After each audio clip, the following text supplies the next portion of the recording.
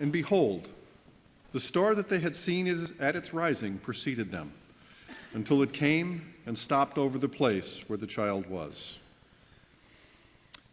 Today we celebrate the Feast of the Epiphany, sometimes called Three Kings Day. It is the day when the Christ child, God incarnate, was made known to the whole world as represented by the Magi. According to medieval legend, the three wise men, Melchior, Balthasar, and Gaspar, came from three different cultures. Melchior was Asian, Balthasar Persian, and Gaspar Ethiopian. Together they represented all of the races known to the world at that time.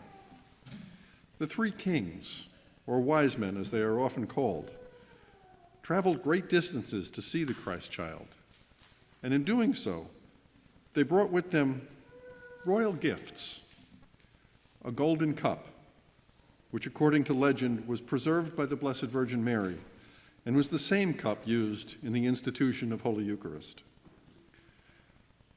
box of incense, and a flask of myrrh, royal embalming oil. Now I know many of you have probably thought at one time or another, what impractical gifts for an infant and his mother. I know I've thought it plenty of times. So why these specific gifts for the newborn king? Gold represents the Christ child's kingly status, a king like no other.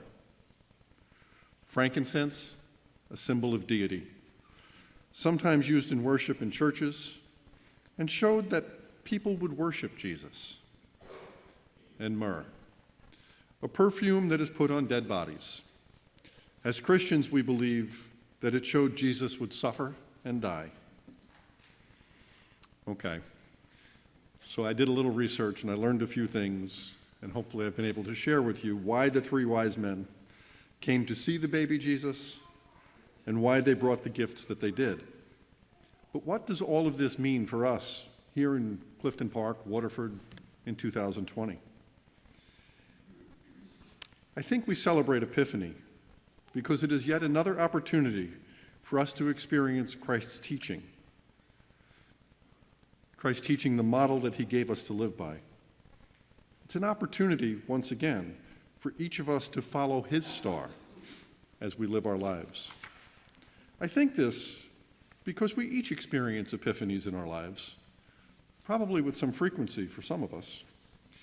Moments when something happens that changes how we view, and more importantly, how we interact with other people and the world around us. By way of example from my own life, I'm talking about things like the birth of a child. And for any parent here, you know that day changed your life, or the death of a loved one. Really what I'm talking about is any of those moments in life when we're faced with something new, something unexpected, and we need to react to it.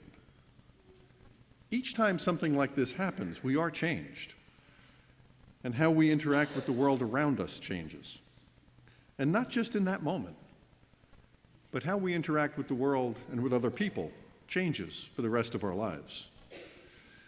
I think this celebration is to remind us that to follow his star, we need to be open to different ways of looking at people and the world around us.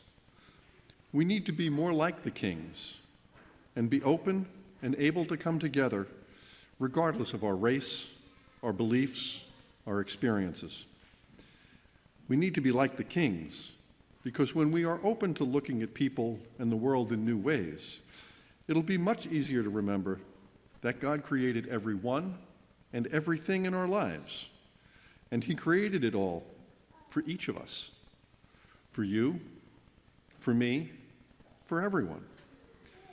And when we remember that God created it all for each of us, it'll be much more difficult to judge simply because other people are different. And everyone is different. No two people have ever lived exactly the same life. To me, the Feast of the Epiphany is a reminder that we need to look for what we have in common, not our differences. Because only then will we be able to share the good news and live the life that the Christ child came to teach us to live.